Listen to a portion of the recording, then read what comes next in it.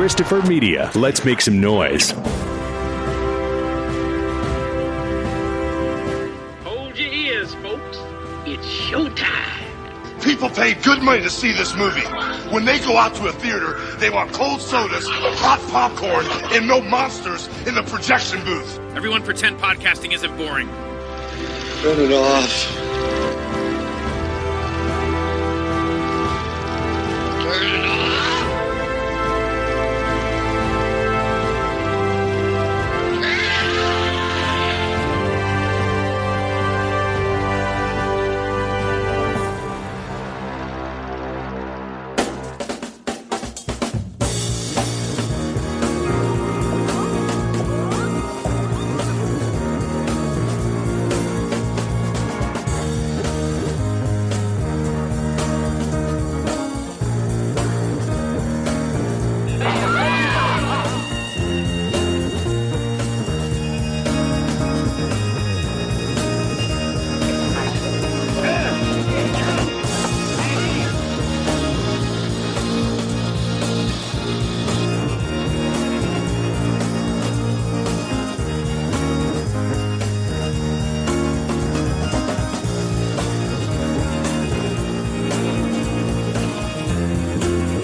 Hanno lasciato tutte le redini sul collo e le femmine naturalmente se ne approfittano.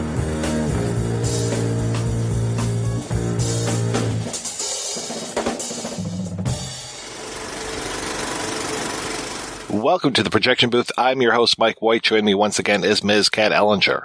Hello. Also back in the booth is Ms. Samm Deighan. Hi. This week we are looking at Lina Wertmüller's 1975 film Seven Beauties. The film stars Giancarlo Gianini as Pasqualino Settebellezze, or Pasqualino of the Seven Beauties. He's a man with several sisters that he's trying to keep on the straight and narrow. When one of his sisters gets involved with a pimp, Pasqualino accidentally on purpose, murders him and is put on a path of destruction where he goes to an asylum and eventually a concentration camp. We will be spoiling this film as we go along, so if you haven't seen Seven Beauties, please go watch it and come back. We will still be here. So, Kat, when was the first time you saw Seven Beauties? I don't think I got much into her work when we did our Elio Petri season for Daughters of Darkness, but it was around that time. And I wish that we had, because there's so much crossover. But it was only because of Giancarlo Gianini, and we talked about Good News, Petri's film on that I got into watching the other films. So about when was that? Like 5 years ago? That was 5 years ago, yeah. About 5 years ago. I love Italian comedy. I'm always talking about it. And I was just really surprised it took me so long to get to it, because it's got all the things that I love about Italian comedy, but turned up to 11, especially Seven Beauties, which has to be her funniest. How about you, Sam? I want to say the first time I saw it was 8 or 9 years ago, because I had written this paper on Salo for a grad school class, and my professor at the time recommended some other things that he thought I would enjoy, and this was at the top of the list. And I wasn't really familiar with her work at that point, and my mind was just kind of blown. It's one of those movies that you can't really prepare yourself for, I don't think. This is my first Wertmüller. I had never seen her stuff before. I didn't even know that she was an Italian director. With that name, I thought she was a German director. And I wasn't sure if I was supposed to laugh at this film, because I think, yeah, there are funny moments, but then there's some really horrible things going on here. And it's not like Life is Beautiful, where it's just like, okay, now I'm supposed to laugh, now I'm supposed to cry, and they serve it up on a silver platter for you.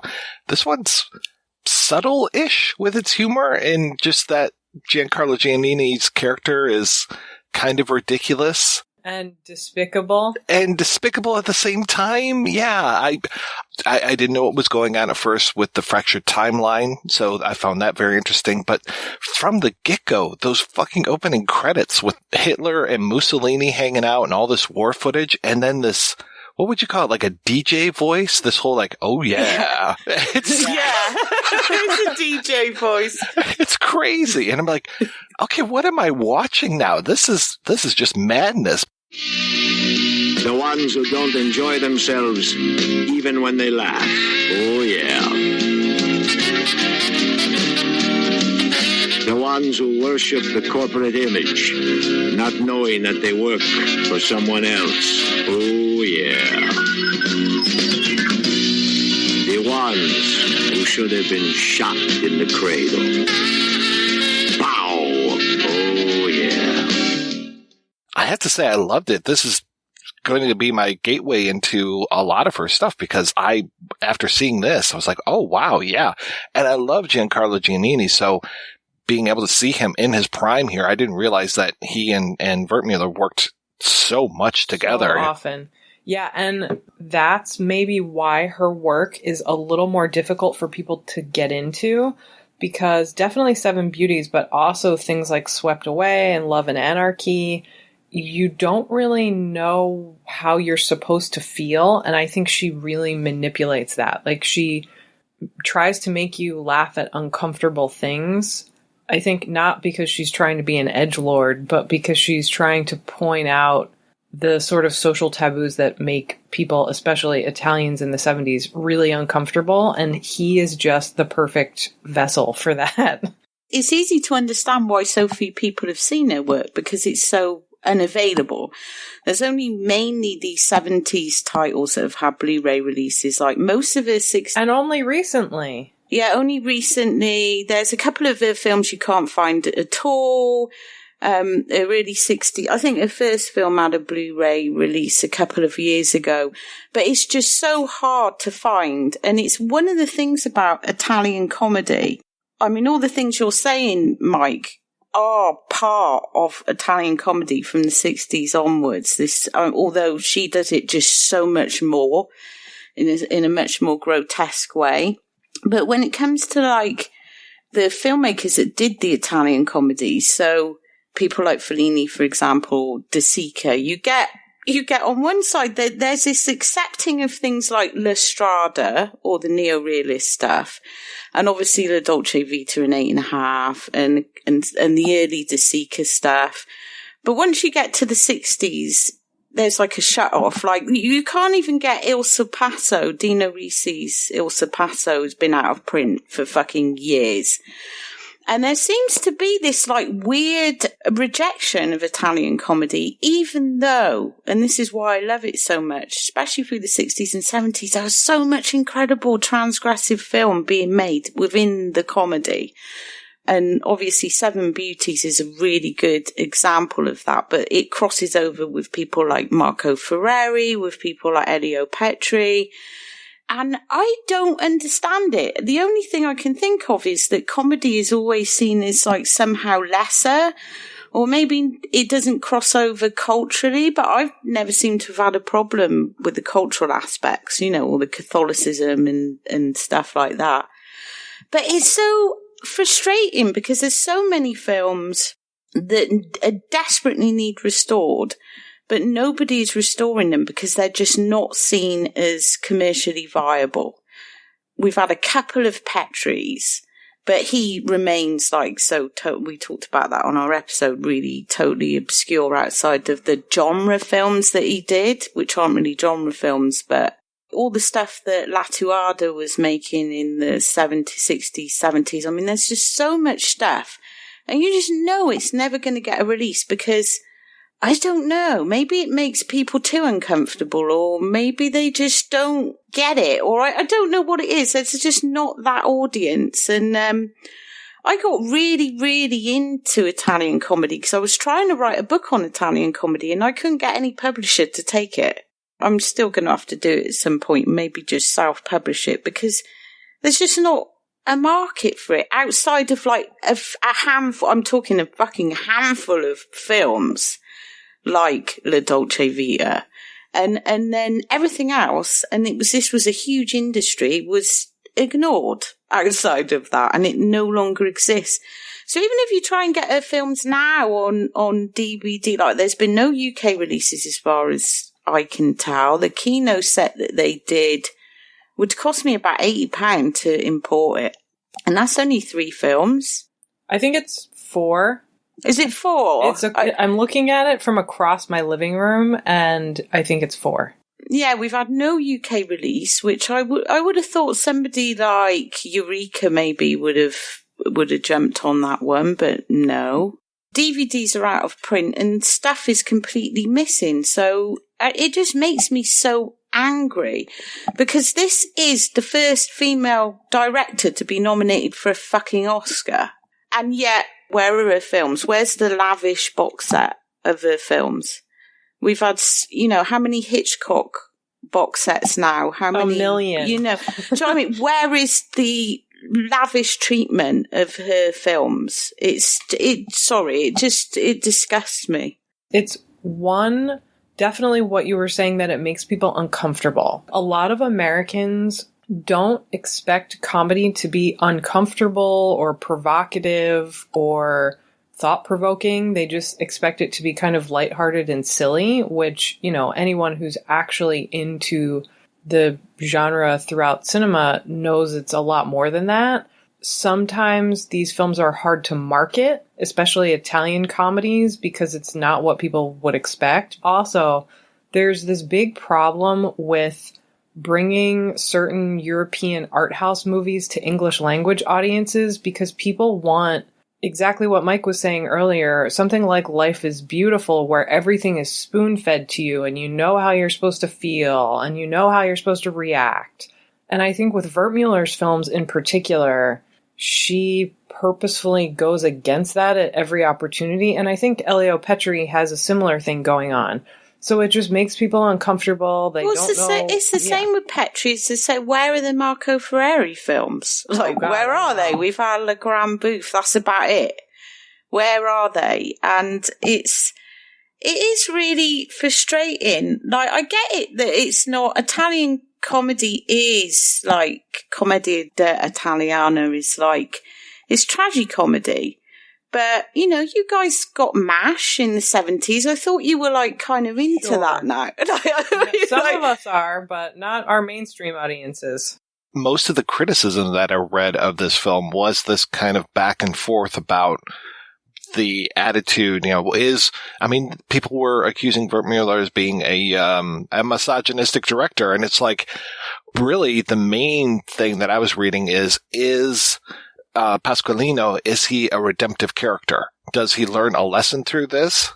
He's an Annetto. The Annetto is like, I should start paying Jacqueline Reich money, because this theorist, this writer called Jacqueline Reich, she wrote a book called Beyond the Latin Lover about Marcello Mastroianni, which I advise anyone to buy if they want an in to this era of Italian comedy. And in her introduction, or her foundation of her thesis, she talks about the Roman ideals, in art, in ancient Rome, and she talks about the fascist period of film history.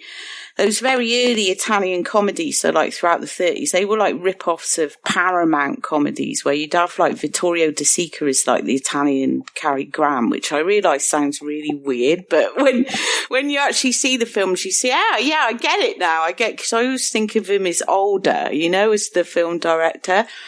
And then the fascist period, and then obviously straight after the war, we got neorealism, and then that went into rosy neorealism, which was a semi-comic, but it was still quite innocent. And through films like Il Sorpasso and La Dolce Vita, this new type of comedy evolved, and within that, you have this male character, which Jacqueline Reich coined the term the Annetto, the inept man.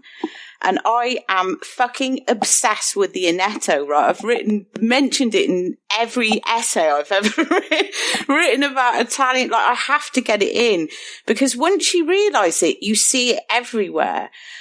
And I think if you don't understand the Annetto, one of the misunderstandings about Italian comedy is that it's misogynistic, especially the sex comedy, but they're not. In fact, what they're doing is satiring or really taking the piss out of masculinity as hypocritical, as frail, as self-serving. The men who were first typified by people like Marcello Mastroianni, Vittorio Gassman was also like an early one. These absolute baby men. I mean, what is the Dolce Vita about? It's about a man having a fucking existential crisis because he just want to like grow up and chasing women around. And, you know, it really was like, in a way, and even the sex comedies are like this. Even the stuff, you know, Sergio Martino was making around this time uses the same concept. It uses the Inetto. And I'm fascinated by the Inetto because to me, Italy, this patriarchal Catholic country, to take the male form that had always been this idea, I guess it comes out of fascism. It was like a kickback at the ideal masculine male of fascism. So they took that and they switched it around to look at how ridiculous men really are. But with films like Seven Beauties, and especially Giancarlo Gianini is like the world's best fucking Inetto. He's the greatest. He's just so good. He clearly has the best time doing it. Yeah, he obviously didn't care about, because a lot of these guys who played these characters, Marcello's another one. You often think of, you know, Marcello, who was a big sex symbol, but he'd often allow himself to be really humiliated in the roles that he played. And Giannini, he like does, which is why I so regret not having seen her films, I think, before we talked about him in Good News, because like where he's getting his cock out and asking his like female colleague, is it too small? You know, is it? And he's crying all the time. If you like Seven Beauties, you have got to see Good News. Yeah. His crying is amazing. But it's all the Inetto and Lina Wertmüller, sorry. I think with her work, from what I've seen in the bits I've read, people, they often try and other her as a woman, and they're like, oh, why is she doing this? She's a woman. But she is actually part of a big tradition in Italian cinema. And so the stuff that she's doing is no different to the stuff her mentor Fellini was doing, Petri was doing, Ettore Scola was doing, Latuada was doing, Marco Ferrari was doing. She's actually working inside of a convention. And I'm not going to say all of those films were like wildly feminist. They weren't, but a turning point probably comes in 1964 with Marriage Italian Style, where you have got Sophia Loren sort of, her character bringing out the double standards about prostitution and stuff, and women come more to the fore. So you get quite a lot of writing that tends to take her completely out of context and other her because she is a woman, and say, oh, well, why are these men, like one of the interviews I saw was, why are men the main focus of your films? That's not very feminist. But it's like, have you seen these fucking men? Have you seen these men? This is also a problem that applies to plenty of other directors, like especially somebody like Catherine Breillat complains about this a lot. It's like there's something kind of inherently misogynistic about expecting a female director to only make quote-unquote feminist films or films about women. If men can make films about women, why can't women make films about whatever the fuck they want? Why does it have to be this sort of narrow little niche? Oh, it's ridiculous. And I think in using the Inetto, subversive filmmakers were able to say a lot more about society and how wrong it was and how it affected women. And Seven Beauties doesn't necessarily do that as much. Seduction of Mimi would be like a good example of Love and Anarchy, definitely. Love and Anarchy, but it exposes all the shit that women have to live under by showing you how men operate. And by using a male character, she's able to go into men's spaces and show how ridiculous and selfish they are and how inept they are. I mean, this guy in this film is like fucking accidentally killing someone. You know, he goes in for his big shoot. I mean, he's so good, though. He is so good. And I think this is definitely a funniest, but like real, like this actually makes me laugh out loud. It's very difficult for me to imagine this film being as funny without Giancarlo Giannini. If you had somebody who was less hamming it up and less charming and less charismatic, because even when he's sort of made to be disgusting and deplorable, he's still super charismatic and gorgeous. And the crying, though, it's all the crying. The crying is my favorite. He takes it so seriously. This is the first film where I've really seen Mussolini be made fun of so openly. I talked about those opening credits, but then there are moments where Giancarlo is actually imitating Il Duce, and I was just like, at first I didn't understand what he was doing, and then after a little bit, when the guys around him started chanting Duce, Duce, Duce, I was like, oh, okay, he's doing Il Duce. Italians! What now? Let us welcome the war! For the virtues it can bring out! He thinks he's Mussolini. He knows of us! Who have the guts to fight! We're making history! Our people are a race of artists and warriors! Of great artists! Great warriors! It's very funny. Our people are poets and heroes! Hey, he's out of his mind. And that is their fame! The challenge this breed poses is a threat to all on Earth! I was very surprised that they take on Il Duce and that there's that amazing thing. So he manages to, like I said, he kills his sister's pimp, and then he has to dispose of the body, which is hilarious. The farting body. And then he ends up getting 12 years in an asylum, I guess it is. But he sat next to this guy who's also is getting sent up the river. And Giancarlo or Pasqualino has gotten 12 years. This guy has gotten, 28 years. And what was it for? It was basically for a thought crime because he was a socialist instead of a fascist. And so it just really points out the absurdity of how it is. And this, I think it's set, right before the war and then eventually part of the war. So it took me a little while too to figure out when the timing was of this film. Once pretty early on, you're behind enemy lines. So it's like, okay, now I know that it's World War II, but I wasn't even sure if I was flashing forward or flashing back, which one was the past and which one was the future or the present. And so finally, once I got that, I was like, okay, now I understand what's going on. But for whatever reason, it took me a little while to make those transitions. The director said it, and I don't know where the interview was, where I'm quoting from, but she did say that even the period films were meant to be applicable to the time she was making them. And this was the years of lead.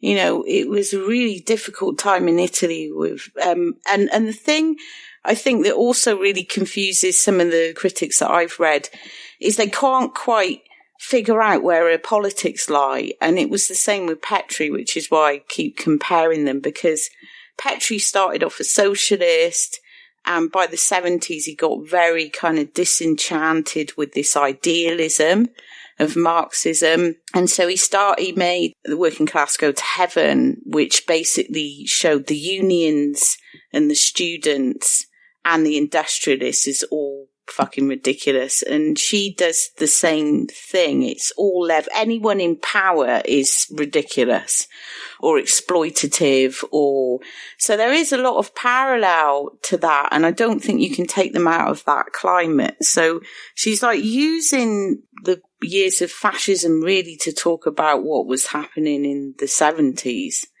where you had just so much shit going on in the 70s. It was such a crazy time in Italian history.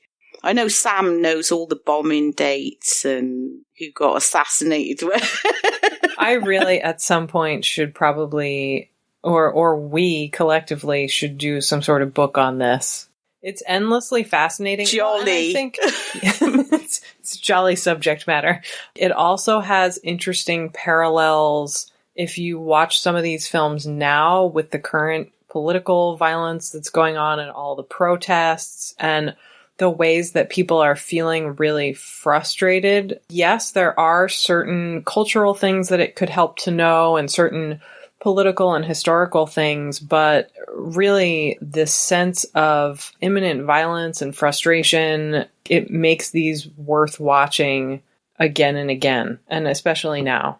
He's supposed to be some sort of Lothario, and that's the way that he dresses and acts. He seems like he's just, there's one woman that he speaks to, I guess, around the end of the first act, and then she comes back at the very end of the film. And yeah, he is very seductive towards her. He's a spiv, though, isn't he? He's like this, he thinks he's seductive, but he's also kind of ridiculous, which I love his character at the beginning. When it comes to who he makes love to in the film, he basically rapes a woman on a gurney, or tries to, and then he has sex with the commandant of the prison camp, or tries to. Again, he's the most ineffectual lover that there is.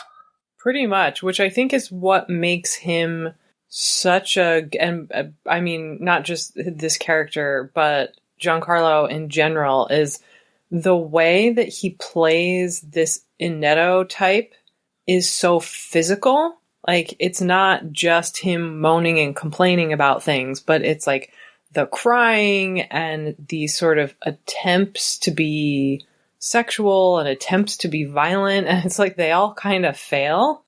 Oh, he's so wonderful, though. He really is.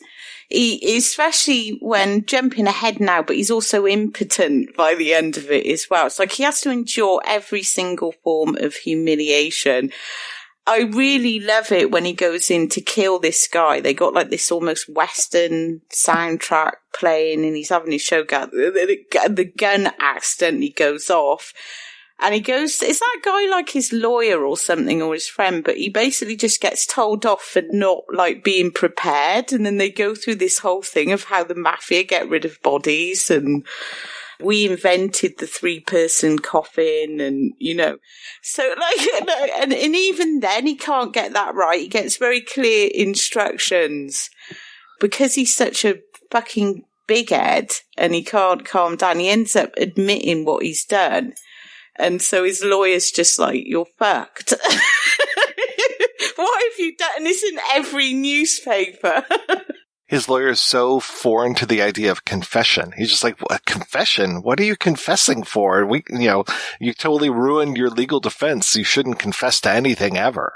But this is where that climate comes into it, because everything was like really contaminated and corrupt in the 70s. Government, the religious orders, there was just so much corruption. And so and the mafia were running everything as well. And so she gets that into this, and she uses it in some of her other films as well to like comment on, I guess, like contemporary problems in the Italian society was very, very corrupt because of the economic miracle, which she also pokes at that in a lot of her films, but not this one. But that whole power thing. So it is, I think, applicable to any time that you put it in, because power will always be an issue. She just uses like extremes of power. So using the Nazis, using the prison system. And this is just a very sad little man who's desperate to have any power. Like, he can't control his sister. She's become a prostitute. He can't even do an honour killing without ballsing it up. He's put in a psychiatric hospital. I don't think we've mentioned that, have we? He fakes madness because he's basically ballsed up by confessing. And his lawyer's like, the only thing that's going to get you off the firing squad is if you say you're mad. So he goes into an institution, tries to rape this woman in there, which is the rape joke. And the real joke of it is, though, it's like he can't even do that. Like, everything he tries, he just can't do it. He's so pathetic. I think a lot of people would see that scene and think, oh, this is hideous, this is horrible. And it's meant to be grotesque. That's part of the convention of that type of comedy, but it's never lascivious. It's never mean-spirited in the way that you would expect it to be, I think. No, it's not exploitative of like the the quote-unquote victim who you don't ever really feel as a victim because she just starts shrieking at him and he can't shout. It's just the whole setup isn't really to look at rape or even comment about rape. All it is to show you how ridiculous this guy is, like how pathetic he is. And to him, failure to perform is like death, because he is like this real, she often does this, these kind of chest puffy little Italian men who think they're it, and then she totally deconstructs them by the end of the film and just breaks them down. And I love that. I don't know if she was necessarily being feminist in that way, but she was commenting on something that was prevalent in Italian society, that ridiculous stereotype. She was commenting on that, but I did read she said she never wanted to be remembered or praised just for being a woman. That would make her feel sad. She definitely has that in common with a number of my favorite female directors who just saw themselves as people who made films that often harshly criticized society, but that weren't specifically about women or for women. And what she's trying to do here is show these extremes of power. And I think it's so interesting to me that there are a number of really kind of transgressive Italian films from the mid-70s that do focus on World War II, mostly because they're trying to say something about extremes of power. Like Salo and The Night Porter. The Conformist is another one, and that's another kind of ridiculous man, but he's not as in a different silly. way. Yeah, ridiculous in a non-comical way. In quite a nasty way. It does seem to be this Yeah, he's more like Iago. This real sort of outpouring comes, doesn't it, at the end of the 60s, and you see a lot of these directors start to use things like World War II to really just comment on the stuff that they, you know. It's interesting, she often gets compared to Fellini, and Fellini had that grotesque thing with the big women. Like there is a little bit of an influence.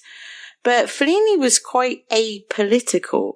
Even when he, like Amarcord, which came out, I think, just before this, is set in the fascist era, but it's almost like a romantic version. He didn't seem to comment either way. He wasn't interested in that. Whereas she seemed much more invested in examining, like, these institutions. And so I think you said earlier, Sam, about Giancarlo being still sympathetic.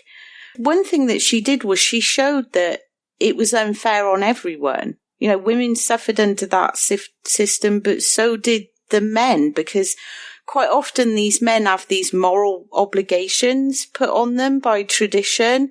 And in this case, it all starts because this guy, Pasqualino, feels like he has to defend the honor of his family as the man of the house. So she showed equally how it hurt men and women, which I think is quite remarkable. But then I guess that then makes it confusing because she's not on this like big agenda to attack men.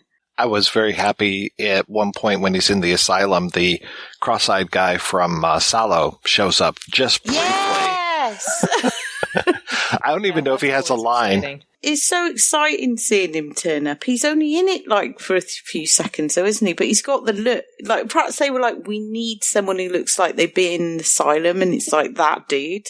No offense to him whatsoever. And you mentioned the grotesque, and you mentioned the large women, and Shirley Stoller, I was so happy to see her show up. I loved her so much. She was just wonderful in everything that she was ever in. Some folks might not be familiar with the name, but she was mostly known for The Honeymoon Killers. I grew up watching her as Mrs. Steve on Pee-wee's Playhouse. Pee-wee! Pee-wee! Lock the doors, shut the windows, hide! What is it, Mrs. Steve? There's a monster on the loose. Ah! A monster! Ah! Ah! Ah! Wait a minute, I don't believe in monsters. Look! Ah! Is it the monster? No, you said the secret word, Mrs. Steve. I I'm telling you, I saw a monster. It had a big round eye and 2 mouths. It was horrible. I had to go warn the other people in the neighborhood. You think Mrs. Steve really saw a monster, Pee-wee? No, there's no such thing as monsters. I'm scared anyway. So she's just wonderful in this as this commandant of the prison camp, the concentration camp. It could go Ilsa very easily, but it definitely doesn't. But every single time she's on screen, she's just electrifying. Yeah, she's incredible. And I think that's one of the things that I love so much about all of Wertmüller's films that I've seen is most of her characters are people who do things that seem very over the top, whether they're crying and tearing their hair or trying to rape someone or acting like she does. But she gets such sincere performances from people who just aren't afraid to look ridiculous or aren't afraid to sort of go against type. There's so much about her films that I think is surprising. Even watching a film from the mid-70s now, it's like you still don't really see anything like this. Can we mention Elena Fiore as well? The other larger lady, the sister, because she appears in a few of her films. She's in my favourite role of hers is Seduction of Mimi, where she plays this large wife of a love rival, and just that focus on strange and interesting bodies. I think that's the only part that really feels Fellini-esque to me about her work, is this obsession with faces and bodies that aren't typical. And I do love that, but it gives it like a weird sort of carnival aspect. I don't think she's just merely a Fellini copyist, and I've seen her written about like that. Oh, she just copied her mentor and blah, blah. I think there's a lot more going on to that. I think she's like Fellini in that she was very intuitive and was more interested in the human experience. So she would show people in very human, absurd situations, because life is absurd, not as absurd as Seven Beauties, obviously. It can be. Or it can be, though, yeah. But she really strove to show a wide range of characters. And so a lot of the time, they don't just look and act like people in conventional films, which I think is so refreshing and makes them feel so new in a way. Even still, it's like you don't have the same sort of thin, conventionally attractive people acting in ways you expect them to act. There is definitely something carnivalesque about it that is just so joyful. Yeah, you never know which way they're going to turn. She'd often take really good-looking actresses as well and put them give them grotesque characters, for example. She never, which is wonderful, but that again was read as being misogynistic. It's like, well, with the prison camp commandant, with Shirley Stolar's character, it's like, well, that's not very feminist. You've made this woman hideous, The scene when he has to sleep with her, though, is fucking incredibly feminist. She takes that stock, almost Nazi exploitation scene of young, quivering... Oh, yeah. I think she does it totally on purpose. Yeah, or the Charlotte Rampling in The Night Porter, say, who gets undressed in this very uncomfortable way, who's dehumanized... And you have the male commandant sat looking down. She completely reverses that to put a woman in that spot. And I think that's incredible. I just think that is an incredible thing. It doesn't make me uncomfortable. It makes me want to cheer. Step, go ahead. What did you say? I'm sorry, but did I hear right? You asked me to strip. That's a different side of feminism in film, especially, is being able to show women doing all of these things that they're not usually shown to be able to do, whether that's being grotesque or being sexual or being violent or craving power. And that's why I love directors like her and Breillat so much, and Claire Denis also to a different extent, because they spend so much time exploring those things, often in kind of maybe subtle ways where it's like they're not beating you over the head with it. It's not the full point of the film. It's just something included. No, because it's also used for comedy. It's really genius how she does it. So because the situation is absurd. His little chicken legs with the hair on them and his little shirt and the fact that he's too exhausted and he can't get it up. And, it is really, really funny. But when you look at it, just how she shows the Commandant and how the Commandant's got like this real sort of pragmatic, practical view to sex. She's very masculine about it. She's like, come on, we're going to get on with it. And if you can't do it, I'm just going to kill you. So just come on there. And she's yawning because he's like, whereas he's thinking about sex in that scene as being linked to desire. So he's having to like conjure up his first love. And, he normally you see the man just being very mechanical about it, but she has the woman being very mechanical. And it's stuff like that is so fucking, I was trying to think, I don't think I've ever seen it played out in that way anywhere else. Not on those terms. She's not even just sexually aggressive. She's almost like... She's treating it like a base need and nothing else. It's like somebody who's hungry and makes himself a sandwich. That's her attitude. I love the lighting in that scene, that green light that's going across and just making everything even more grotesque. And her being in power and stripping, and she just keeps stripping and stripping and stripping, but then by the end she still has like an undershirt and men's very mannish looking jockey shorts on. So she is the least sexual object that you could possibly get, and him just trying to think about his first love Fifi and trying to get it up. And I love when he finally gets it up and is trying to shtup her. And when she goes, I want to see your eyes, and just lifts up his lids. That look on his face is just priceless. It is so wonderful. And I can see why it makes people uncomfortable, though. But I think it's just genius. I don't think she was misogynistic, far from it, but she also wasn't sort of making an agenda out of feminism either. I don't think you could have made an agenda out of feminism in 70s Italy, because she was basically the only female filmmaker. I mean, Italy was deeply misogynistic. I remember Catherine Spack went on Italian television about 3 years ago and sort of, I think around the time of Me Too, she wasn't doing a Me Too, but she was talking about when she went to Italy as an actress in the early 60s and was working with all these like really big respected names, just how nasty it was, like how misogynistic it was, how the cast and the crew would treat her like shit.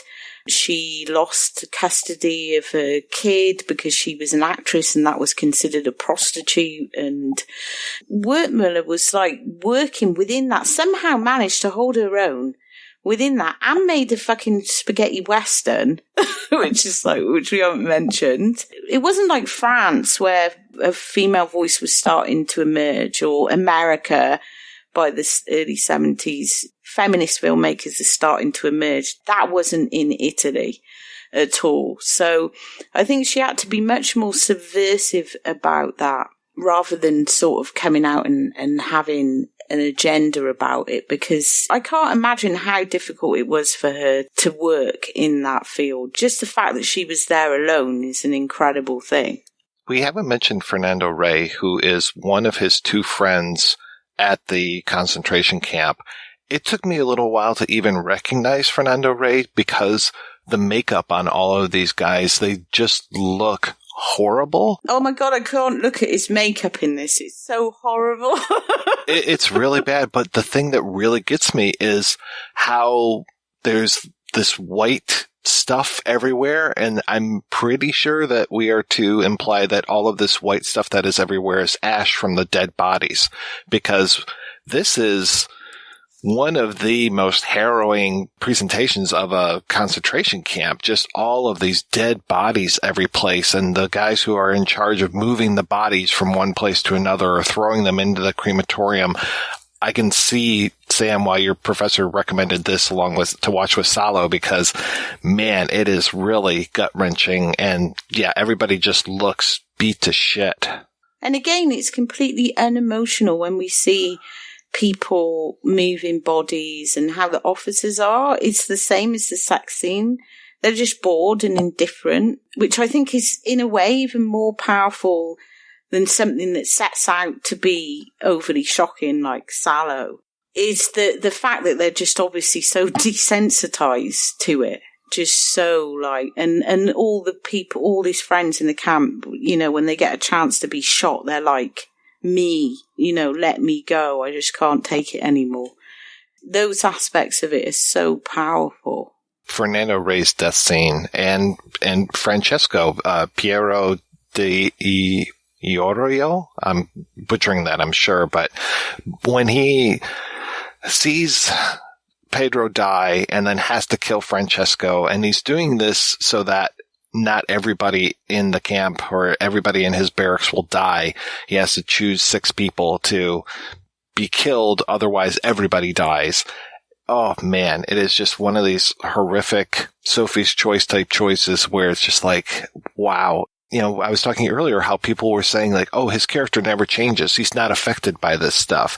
And I have to say bullshit, because the final shot of the film when his mother is there like, oh, you survived. And he's just like, yes, I'm still alive. And I think that's the last line of the film is I'm still alive. And then you get that shot of his face. Did they watch the same film?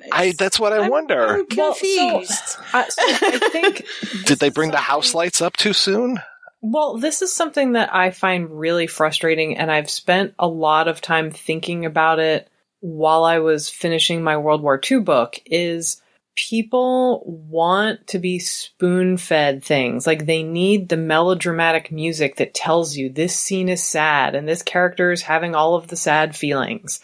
And something like this is so much more nuanced and complicated, and I think speaks to this idea that when people are put in these horrible situations, often this thing takes over where their brains run on survival instinct. And so they're able to do things that are quite horrible because that allows them to survive. That's the only reason that they're surviving. But once they're through the ordeal, it's like, at what cost did you survive? And when people like Hannah Arendt wrote about stuff like this after the war, like, she was attacked. She got death threats for suggesting that Jews were complicit in certain things or perpetrated certain things in the concentration camps, like people in positions of power within the camps. But she herself was a Holocaust survivor. So it's like this idea that tragedy, especially World War II, but I think just tragedy in general, doesn't exist in this easy to understand black and white scale is very challenging for people. And when you have films that are like Seven Beauties, where everything just seems really horrible and there's no kind of easy answer or scenes where it's like, oh yes, here's how we're supposed to feel, and here's, you know, the heroic character doing the right thing. He's the opposite of heroic and always does the wrong thing, but it doesn't make the end any less gutting. And so I just, like what you just said, Kat, I don't understand the reviews for this film in particular. It's like, who are these people? What movie did they watch? I don't get it. I think Pasqualino, he's not a bad person. He is just someone who tries to get by, and he's someone who tries to survive, but he's not someone without feeling. I think sometimes he thinks he's even trying to do the right thing, like with the sister and everything, but he's just a bit rubbish at everything. And so when he goes to the commandant, he is just basically trying to save his own skin, and he's punished for that because that's when he's made, oh, we'll put you in charge. So if he was this horrible person, he would have got into that, but he doesn't. He tries to resist it, and it's that or he dies, and he's not the hero. And maybe it's that he's not the hero, but, you know, not everyone was a hero. I think a lot of people... Most people weren't. had to do what they did to survive. And so it's a lot more complex than that. But I think it's quite clear at the end that he's changed. Like, he's not the same person anymore. And you really feel for him. You just really feel bad. Even with his friend wants to go in and he still doesn't put his friend's name in there. He can't bring himself to do it, even though he's asked. Fernando Del Rey's character. What sort of brain you'd have to not kind of notice, the look of like pure existential angst on his face when he says, "I'm alive" at the end, which is like a punch to the gut. She has that in most of her films, at least all of the ones I've seen. There is just this sense, like you feel gutted by the time the film is over. The Giannini ones, without giving spoilers for them, all kind of end on the same note of a guy just being left bereft and completely dismantled and sometimes sobbing or screaming after being completely... Those films in particular with him, which is why they're my favourites of hers, because I don't know, it's him. It's like Sam said, it's him. It's something about him. You kind of want him to survive and you want him to just get something right. And like, she denies his characters like every single time. And so you're just left at the end of the film. Like, you get lots of laughs along the way, but you're left just feeling like, oh, poor Giancarlo. But I think it also speaks to his really incredible talent, and he's just such an amazing actor. Like, it's hard to think about actors who could convincingly do this sort of wide range, very physical performance, and who would also let themselves be systematically humiliated throughout an entire series of films. Yeah. I mean, God, he just really goes through it in every single film. He is just... I think he's such a wonderful presence, though. I love him so much. There's just something about, like you said, Sam, like a charisma or something. He's not like the Lino Banfi, who I love. Like, Lino Banfi was like the Italian Danny DeVito before Danny DeVito. He's in shitloads of sex comedies, and his stock character always is the lead. Was the unfortunate man who would just fuck up all the time, and he'd often be married to people like Barbara Boucher, which seemed inexplicable. But he'd always be ridiculous. But from the minute you saw him, he looked funny. Like his character, like he's really short and dumpy and going bold, and that was his thing. Giancarlo isn't like that because he is sexy as well, but she kind of strips him of that. But he's not like ugly or anything, he is a beautiful man, so... But she makes him look as fucking ragged as possible in this movie. Uh-huh. With his little hat on. When he gets that little hat in there. I love his little hat in the hospital. She gives him such extreme under eye circles in this movie that it's like, I think he has them naturally a little bit, but if you watch this back to back with something like Swept Away, he looks like two totally different people. Oh, yeah. Well, we were talking about Sophia Loren earlier, and to see the way she made Sophia Loren look, she doesn't look like the same person at all. It's strange because she looks a lot like the woman that she normally worked with in like Swept Away and Seduction of Mimi, Marangela Malato. Okay, yeah. Yeah, she almost can make Sophia Loren look like her. I was going to say about Giancarlo, is it Love and Anarchy where he's got that crazy freckle face? Yes. Yes.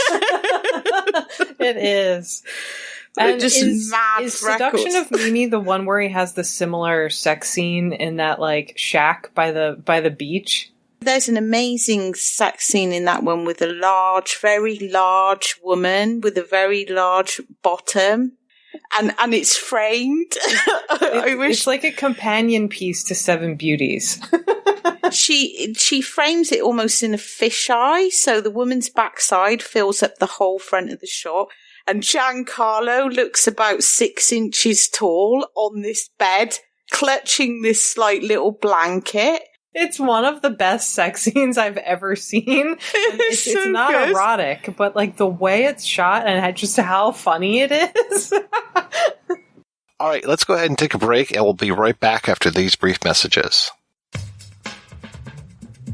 Let me ask you a question. Are you getting enough?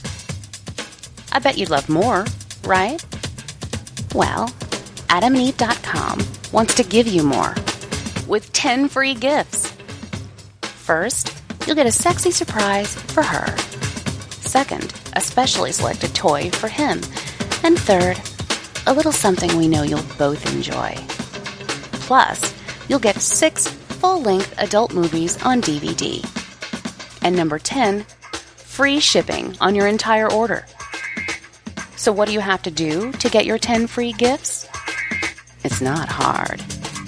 Just go to AdamandEve.com and select any one item. It could be an adventurous new toy, sexy piece of lingerie, or anything you desire. Just enter offer code BOOTH at checkout, and you'll get all 10 free gifts. Go check out AdamandEve.com today. Select one item and get 10 free gifts, including free shipping, when you enter offer code BOOTH. That's BOOTH at AdamandEve.com. Hey, do you like movies? Of course you do. You're listening to Mike White's phenomenal podcast, The Projection Booth. I'm here, however, to tell you about another movie-loving podcast, The Shameless Picture Show. My name is Michael Byers, and the show was created by myself and my good buddy in filmmaking, Nick Richards, in 2016 as a way for him and I to stay connected and to keep movies in our lives. The premise is simple. Each of us composed a list of shame filled with movies we've either missed, had no interest in, or just feel the other one should have seen. We've covered a wide range of films, from Heathers, The Godfather, The Exorcist, You're the Hunter from the Future, Phantom Tollbooth, a slew of amazing Vinegar Syndrome titles, and some that are not so good, plus our massive Rocky episode that features a new interview with Lloyd Kaufman himself talking about his friendship with John G. Avildsen. And I personally can't wait for you to hear us enjoying the fight to keep film culture alive. You can find our show on iTunes, Google Play, Stitcher Radio, and of course, SoundCloud.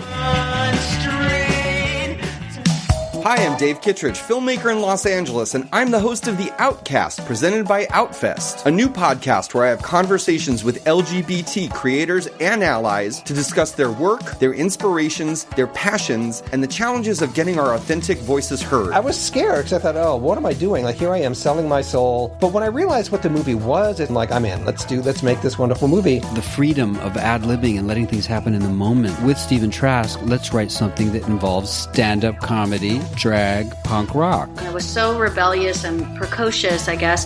The definition of gay to me is freedom. Women gave the show its life, I feel like. Well, because it's also a bit of a hunk fest. You guys are hot as hell. You are too kind. That was only 15 years ago. It's a no-holds-barred talk with iconic creators and performers. It's not white people. It's not I hate white people. It's dear white people. It's how you start a letter. The whole climax of the show is a sex scene between Melchior and Wendla. And I remember feeling personally self-conscious about never having been with a woman in any way, shape, or form. I'm always thinking about the audience. Make them feel, make them laugh, and make them cry. I mean, that's as simple as it is for me. I had been not wanting to be a part of the film. It was clear in the edit that I had to, really reshape it. So the film really told me what it needed to be. Cinema is an empathy machine, and it sort of allows you to see yourself in people's faces that you normally wouldn't see humanity in. I get emotional just talking about it. And the tea is definitely spilled. David, don't edit anything of this out. No. They don't want to hear all the charming stories. They want to hear the ugly, gory relationship that Jim and I have. We're cutting that part out, by the way. And with guests like John Cameron Mitchell, Christine Vachon, Laverne Cox, Jonathan Groff, Justin Simeon, Jim Fall, Miss Coco Peru,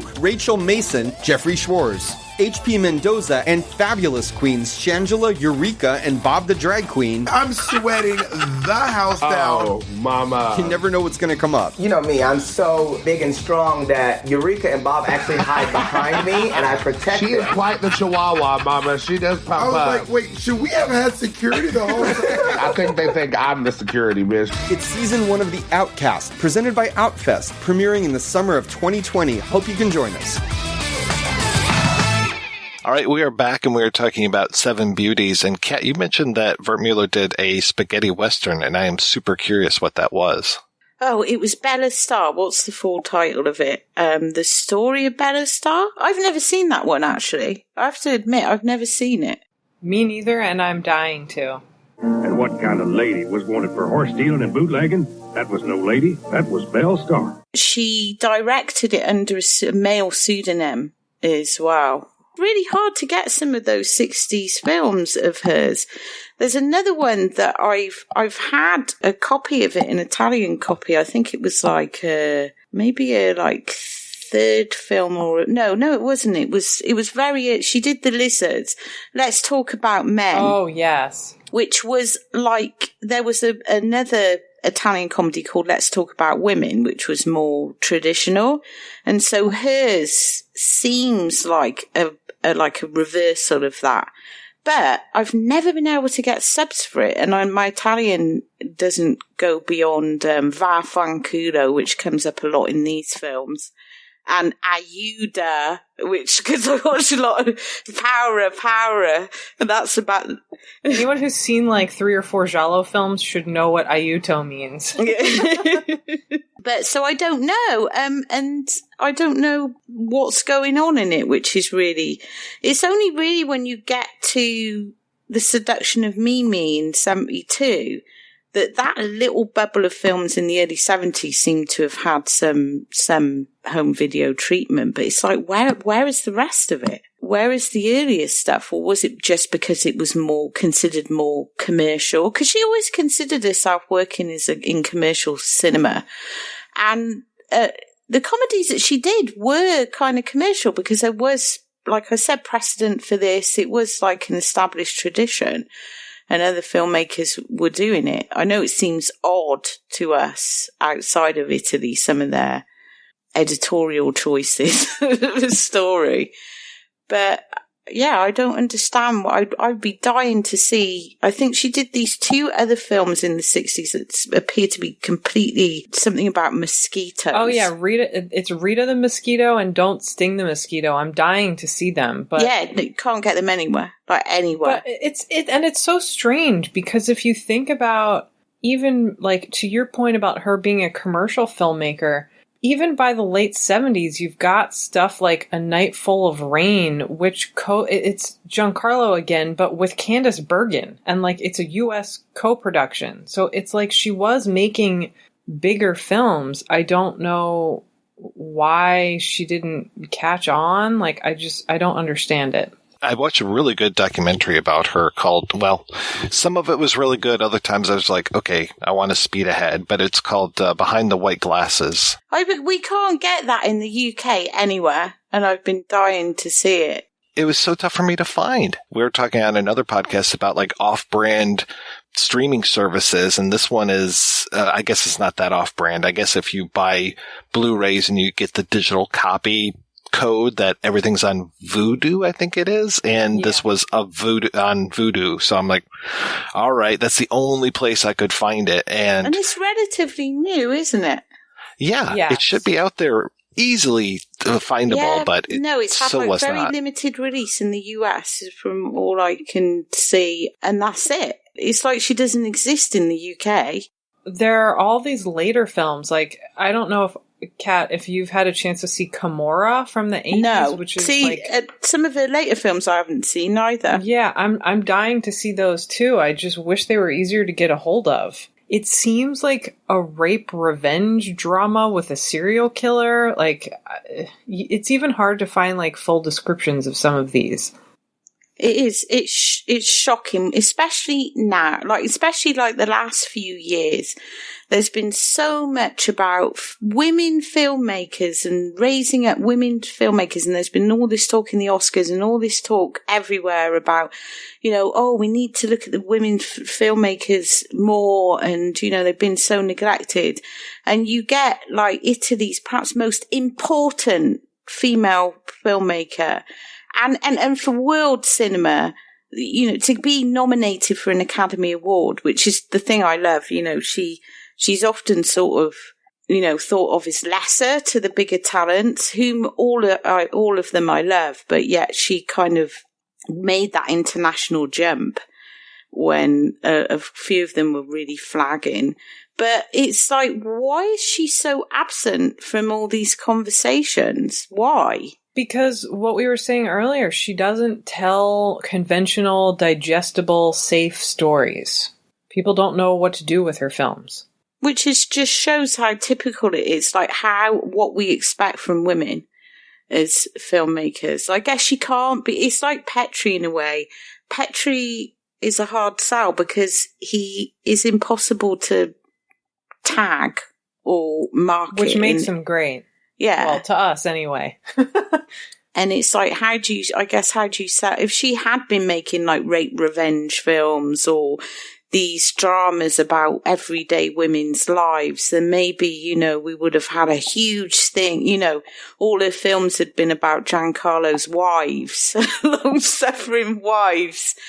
Then maybe she would have got the focus. But I just think it's absolutely disgusting because her work is, I've seen a lot of Italian comedy and it is some of the best, like total top tier stuff. On a par, and it sells some of the stuff that is considered top tier as well, because it was just, she is using established tropes, but she's just so fresh and subversive in how she uses them. The documentary I would recommend, though there are some just a little boring parts, and then also some of the subtitles are white over really white, black and white films, which made it nearly impossible. But it was interesting too, like, we're talking about the American films. As soon as Harvey Keitel shows up being dubbed in Italian in one clip, I'm like, wait a second, what's going on here? But yeah, he worked with her, I think, a couple times, it sounds like. But I would recommend that. I would also recommend a book by Grace Russo Ballaro called Man in Disorder, which is really like the thing that Wertmüller was so on about, was man in disorder. She even talks in the documentary about how, I think it was like the French Legion wanted to give her a medal and they asked what she wanted on it. And she said, man in disorder. And she said, they never called me back after that. This Ballaro book is fantastic. It's very thin and it's way overpriced on Amazon. It's $160 right now. So don't pay that. Find it for cheaper. Get it from the library. It's much better that way. And yeah, it's really well done. She did a great amount of research and it really concentrates on these early films. We talked about that box set earlier, which is like Swept Away, Seduction of Mimi, Love and Anarchy, and Seven Beauties. And it really concentrates on that period of time. So I highly recommend that. Start, oh yeah. Can we also mention she was married to Enrico Job, who was like a set and costume designer, not Giancarlo Giannini's. I saw one in one interview. Your husband, no. Giancarlo. Really?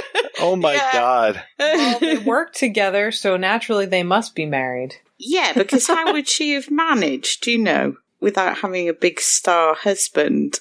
They definitely talk about Job in that documentary and show all of these little miniature versions of sets that he decorated and all these beautiful costumes that he designed. It was amazing. We didn't really talk about them, but the sets in, like, not just the sets when she's using, like, Swept Away, when she's using locations or sets are incredible in all of her films. And I'm really all about, like, the visual. I love costumes. I love little details in sets. And her films are like a sweetie jar to me because there's some similarities to Fellini in there because his set design was often crazy. She's not as avant-garde as Fellini, but just all the little details that are in there. Seven Beauties was the first of her films that I saw, and it was a couple years, probably until around when we did that Petri series, like you were saying, until I saw some more of them. It's easy to love a sort of standalone film for itself without thinking a ton about the director's overall career. But when I saw Love and Anarchy, the set details and the costume design, I was like, oh, this woman she knows. Yeah, I think it was the same for me. I saw Seven Beauties and then for whatever reason didn't go any further. And then it was only because I was like deliberately, making a concerted effort to like get hold of all this Italian comedy and watch it, that I got into the other stuff. And then I remember seeing Seduction of Mimi and just being so gutted that I hadn't seen it when we did the Petri, because there were so many parallels to just in that one, without giving too much away. You've basically got this guy who he is a factory worker. It's got a lot of parallels to Seven Beauties in a way. He's a factory worker who keeps accidentally finding himself in the wrong place at the wrong time and gets inadvertently involved with the mafia, and just, it is so ridiculous. And he means well, but he's also kind of self-absorbed and a bit selfish as well. But he's not like a downright horrible person, even though he does horrible things.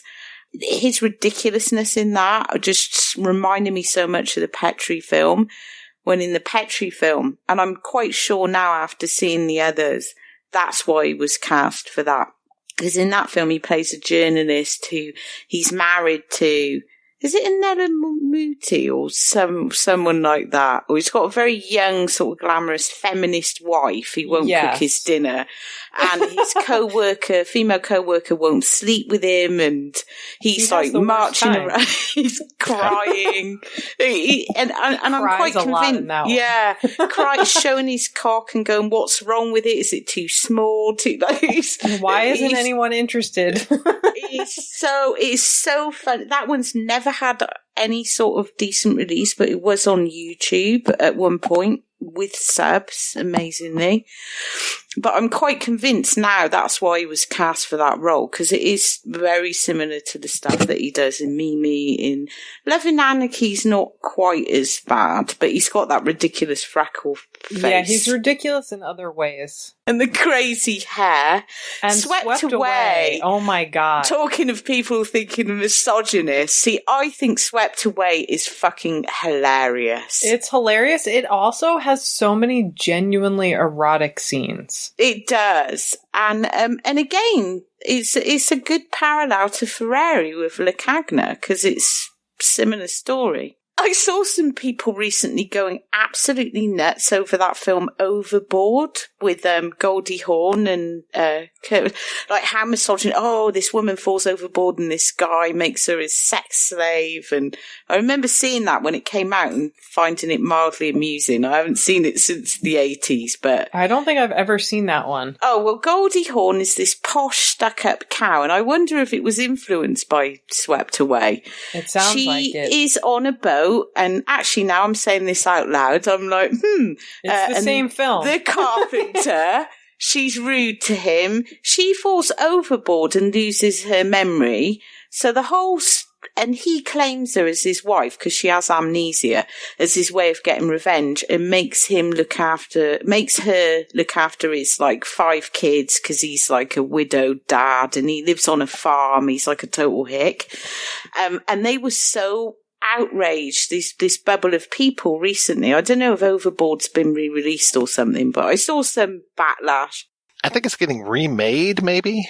Has it been remade? Why would you remake it? So it's kind of fun. Swept Away was remade. Oh God, don't. Not the fucking Madonna one. Yeah. With Madonna. I've never seen it, and I never want to, but the fact that it exists is hilarious. Yeah, it was remade, it was remade with Eugenio Derbez and Anna Faris. So that what? Overboard? Yeah, from 2018. Yeah. What are the odds? I don't know. What are the odds that we would get both a Swept Away remake and an Overboard remake? It's mildly amusing, Overboard, but that was probably where it was. They were probably reacting to the remake then. There was some, but I was looking at the comments thinking, you need to see Swept Away if you think you'll be horrified. We should do a Swept Away episode. Like a sweet romantic comedy. Oh yeah, no. We have to do a Swept Away episode at some point. and talk about the remakes. No. I had no idea that that Seduction of Mimi led to Which Way Is Up, the Richard Pryor comedy. I haven't seen Which Way Is Up in I don't know how long, so now I need to go back and rewatch that and watch Seduction of Mimi. Yeah. In what way? Wertmüller is credited as screenwriter, and it says based on an original story by. Wonderful. That's amazing. Yeah, she's everywhere. She's so influential, even on Hollywood.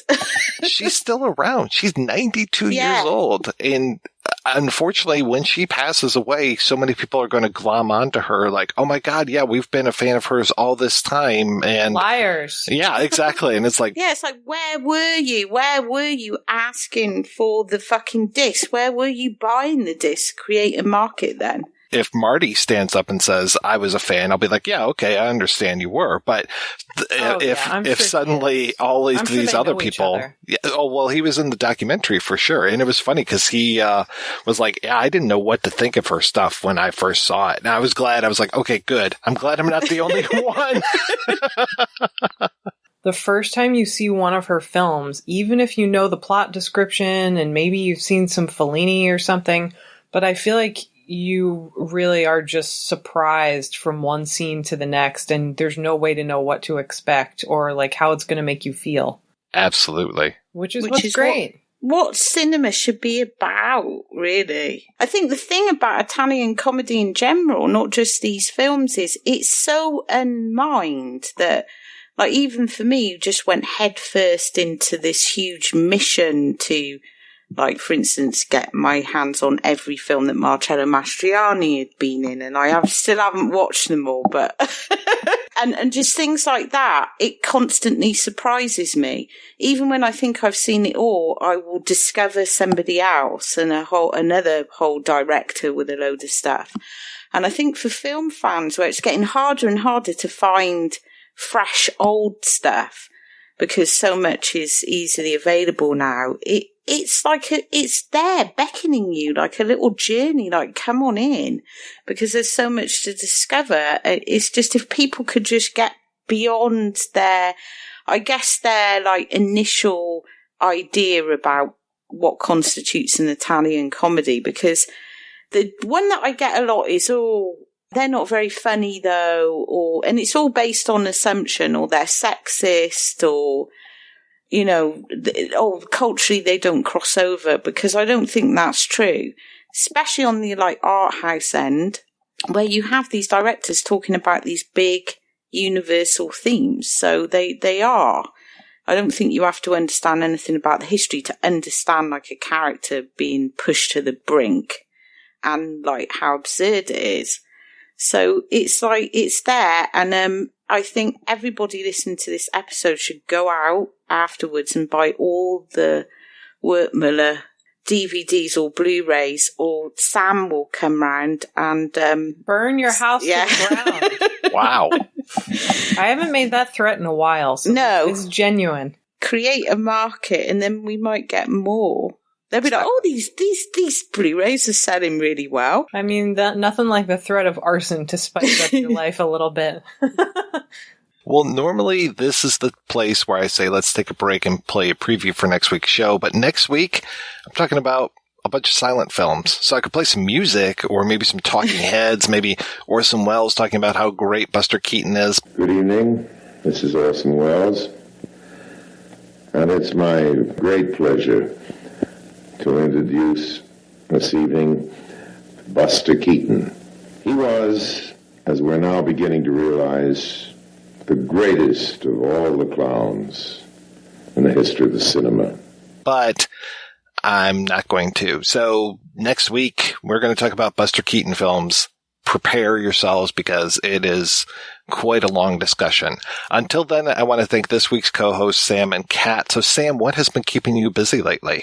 One thing that is relevant to this episode is I wrote a book about World War II movies called The Legacy of World War II in European Art House Cinema, which does have a big section on Wertmüller and Seven Beauties in particular. It should be out later this spring from McFarland. And Kat, how about you? What's going on in your world? I've just been doing a lot of stuff for Patreon recently on Kat Ellinger's Confessions of a Silly Slut. It's Satanic Feminism Month this month because it's Women's History Month, so I thought I'd Isn't all feminism satanic? Hopefully. Well, there's going to be a lot of films in it. If you're doing it right. Yeah, if you're doing it right, with the then women's. yes. And I'm also launching like a little YouTube spot for the people that aren't on Patreon. Just like a little regular thing to do with Diabolique magazine, which I should mention, we've just had a whole new upgrade to our website. So go on over and check that out because it's looking all nice and snazzy now and quite posh. So we got some exciting stuff coming out on there. But yeah, check me out on the Patreon for all the satanic feminism. Well, thank you so much, folks, for being on the show. Thanks to everybody for listening. Please head on over to the website, projectionboothpodcast.com, where you can find out more about today's episode. You'll also find a link over to Patreon, where you can make a donation to the show. Every donation we get helps the Projection Booth take over the world.